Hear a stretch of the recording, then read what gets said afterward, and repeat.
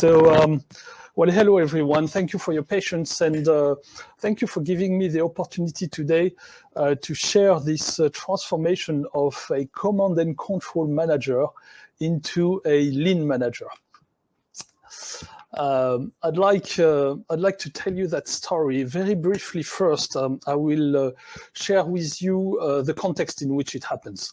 The context is a manufacturing company, Michelin, that you all know for building tire, and you're right about it. That's what we do. The team that we will see, the transformation, the team, okay, I'm not in presentation mode. I'm going to fix that right now. If I can't do that, I'm afraid it's a bit of a challenge because I do not access the presentation mode. So we'll have to go with that. I'm sorry, the slide is a little bit teeny, but we can probably go through that. Thank you, Sébastien, for your feedback. The team in which the transformation happens is an IT team. Okay, we work with tire and around tire, so we deliver product and we deliver services. We build system to sustain this activity. We have altogether old legacy system and new technology. And a mix of both, really. And just a little word about the context in which we operate. Michelin is a company which is, it has core value, which I believe are very much compatible with the lean management. When we have to tell who we are, who Michelin, you see, this is the corporate presentation in our identity card.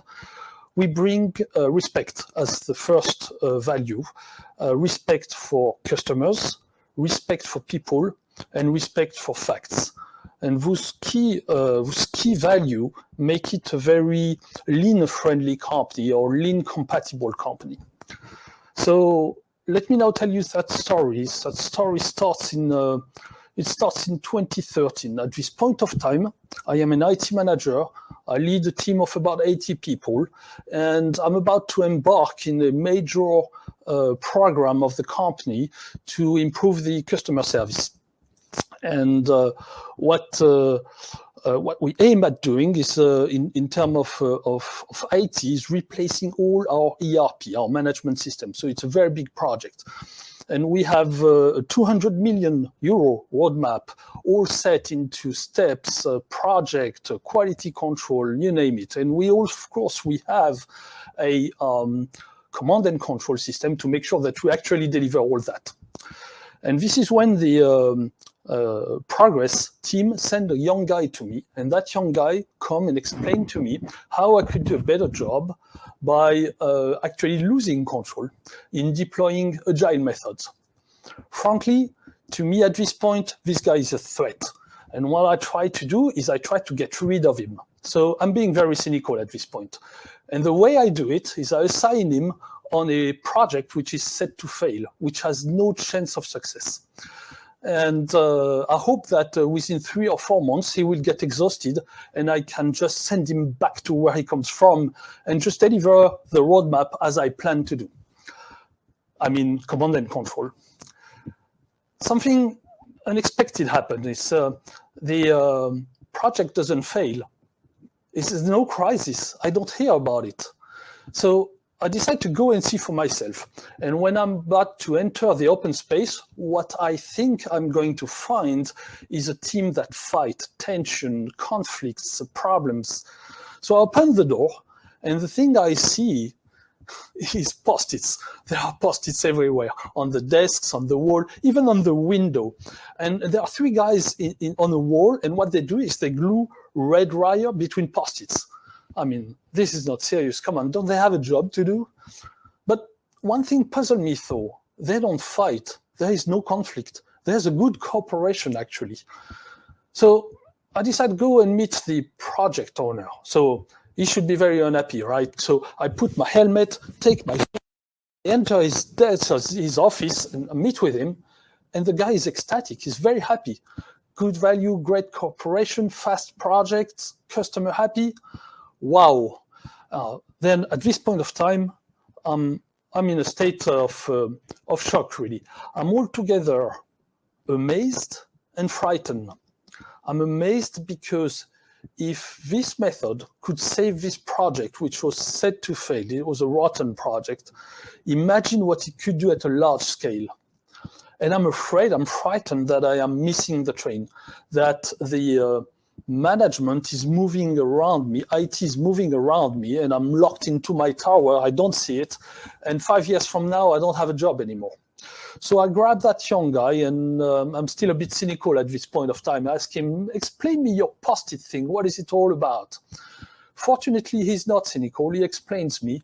And together, we are going to deploy the agile, the safe methods on the whole program. And it's a real success. I deliver all the step one, not a day of delay. And it's a real success. It's a success, but I'm frustrated because I don't understand why it works. And moreover, I don't understand why it didn't work before. So I'm pressing Nicolas with questions. And he tells me, look, if you want to go further, you need to learn lean management. I say, what? Yeah, lean management, the Toyota production system. So go to the class that Michael Ballet and Catherine Chabiron teach in Paris and attend that. And that's what I do. And for 1 year, among people from manufacturing, there's almost no IT consideration in there. And I'm fortunate enough to discover the lean in the manufacturing context. After a year, I have my beautiful middle as a manager. And I'm assigned a new team, a larger one. So a team of 250 people, still in IT. So that team build, integrate, and run data science and integration software within Michelin. It's made of 20% of Michelin employees, 80% contractors, mostly CGI. And we operate from France, Clermont-Ferrand, India, and Morocco. The offshore rate is about 20%. So it's almost a typical situation of a large manufacturing company IT department. So I have my beautiful middle, and I think to myself, well, I'm going to do a lean management leadership team. And so I try that lean transformation, and I fail. I fail miserably. And the reason why I fail is I do two major mistakes. First mistake, I try to change the others, my manager, and I should have started with myself. And the second mistake is I go alone. And it's very hard to change yourself. Doing it alone, there's almost no chance of succeed. So the first lesson I learned from this journey is start with yourself, manager, and don't go alone, get help.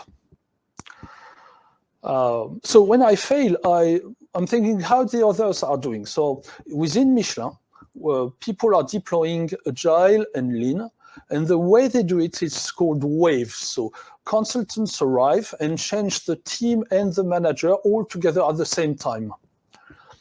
And very often it works, but it's not very sustainable.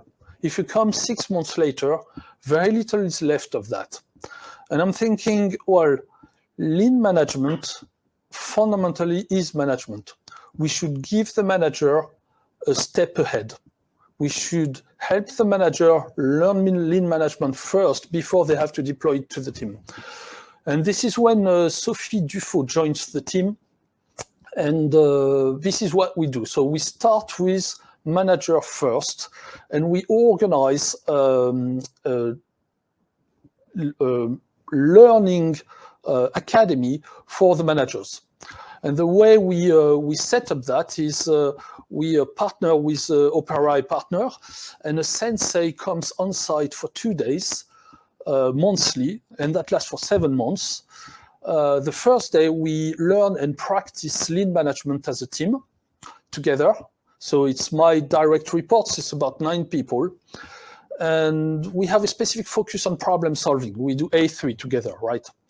And on the second day, each manager has 2 hours of individual coaching. And basically, the question is, how can I apply in my area, in my domain, what we have learned the day before?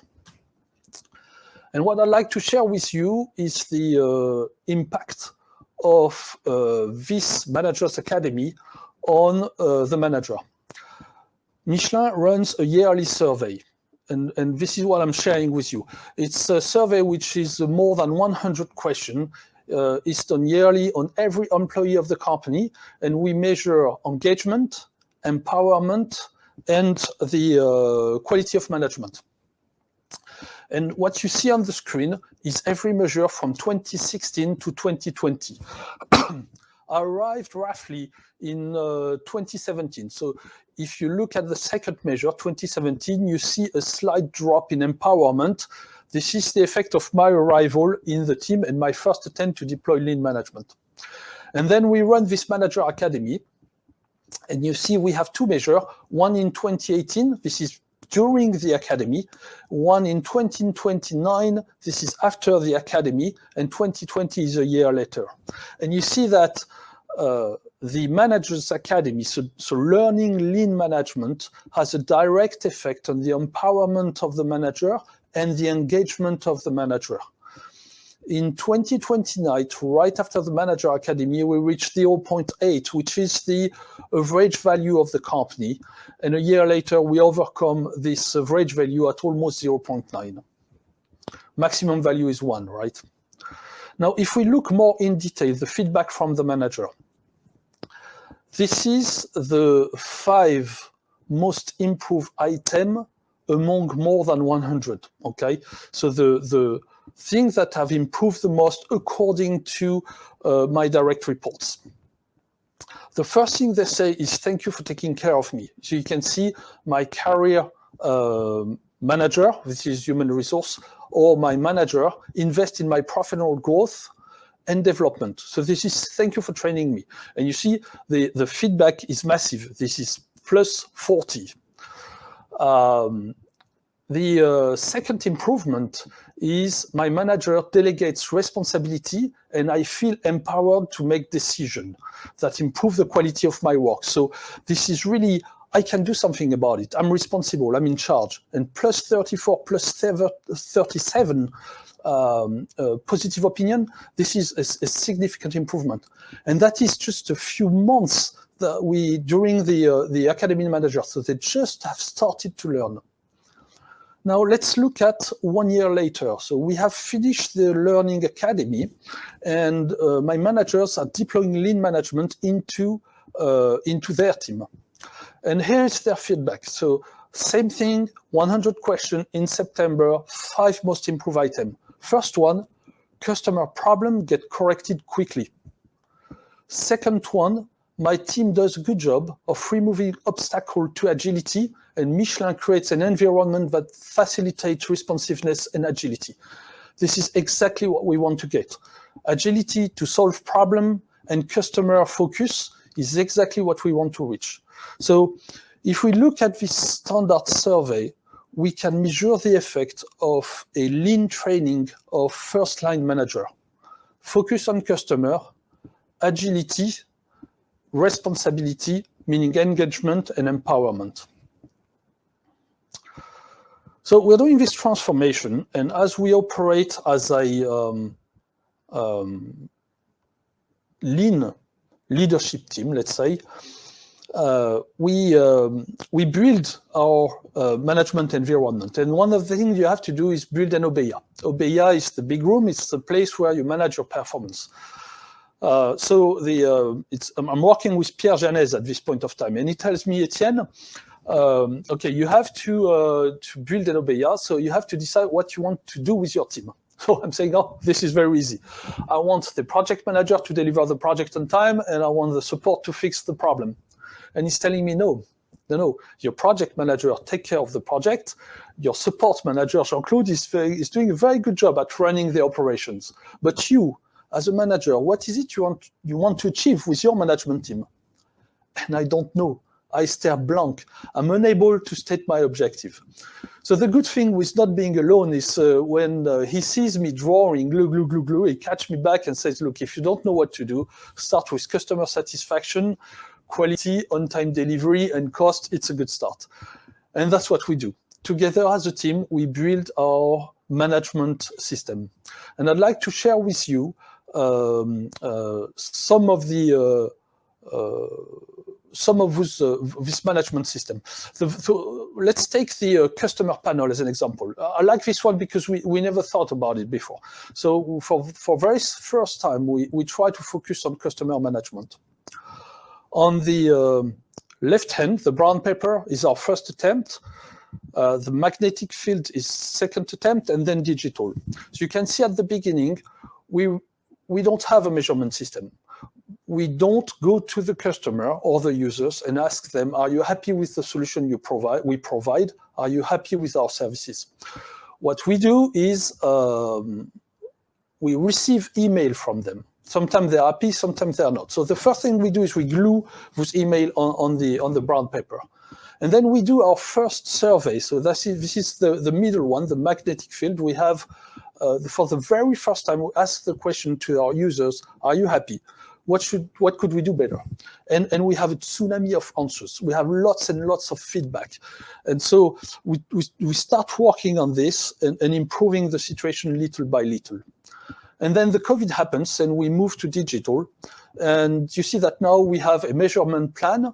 Our year to date is 43. We aim at measuring 50.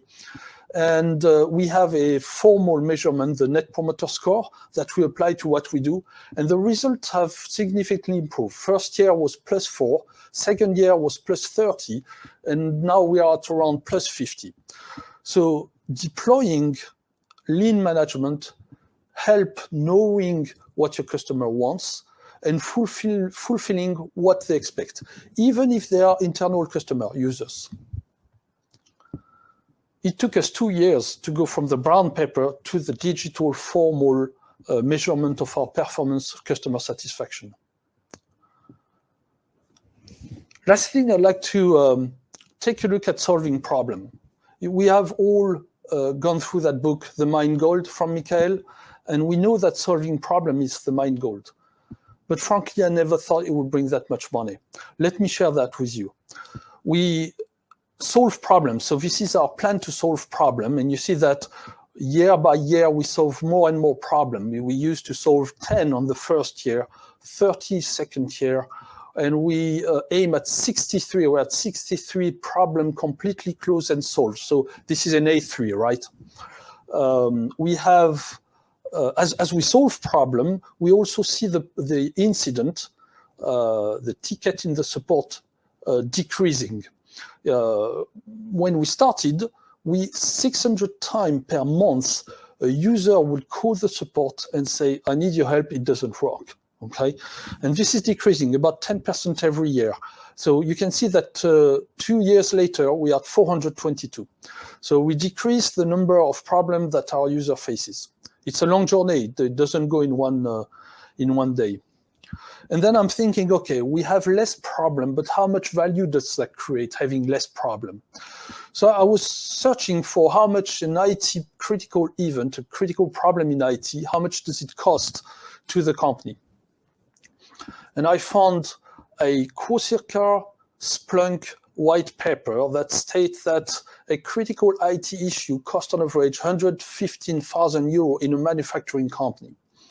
I thought it was a lot, and I checked, and just by taking in account the lost manpower, so lost salary, I reached the number of 15,000 per critical IT event. I'm not taking in account the impact on the customer, the impact on sales, the cost of logistics, the cost on stocks. I'm not taking that in account. All I take in account is what I can measure, which is how much time we spend on it, altogether IT and business, and this is roughly 15,000. This is the measurement of the critical IT event, so the serious problem that we have on the platform. We used to have 122 per month. We're down to 52. So we save about 70 critical issues every month. At 15K euro each, this is 1 million euro monthly recurring cost saving. 1 million euro, which is nearly 12 million euro in annual recurring cost saving. Knowing that we do invest about 1 million per year in solving problem in my team, it's a payback of 1 to 12. I don't know in your domain, but I can tell you that in my domain, there are not that many business projects with a payback of 1 to 10. Frankly, I don't think I have one.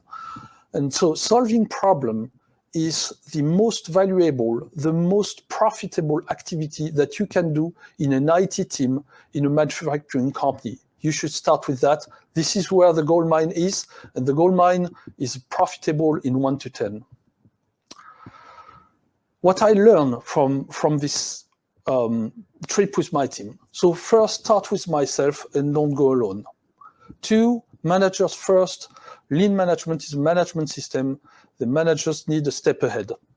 2, visual management. It's very true in IT. We don't see the problem in IT. There's nothing you can see, so you dramatically need visual management. Solving problem, optimizing existing capital is a real gold mine, and gosh, there is money to get in there, much more than I thought there would ever be. Measure everything. It's the only judge of the team performance, but it must be measured by the team and for the team, an empowered, engaged team that measure its own performance. And last thing is humility. Being a self-confident Western manager, it's not very easy to say hi sensei, which means yes master. It's not easy to say yes to something you don't understand and try it. And it's not easy to say master to somebody. So I learned that as well on this trip.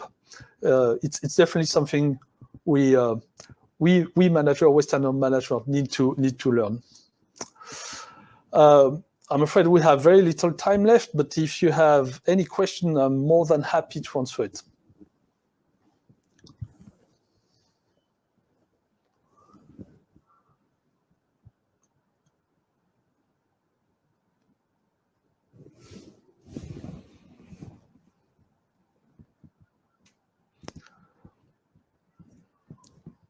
Unless you have the same microphone problem I had at the beginning, I think we don't have that many questions. Maybe in the chat.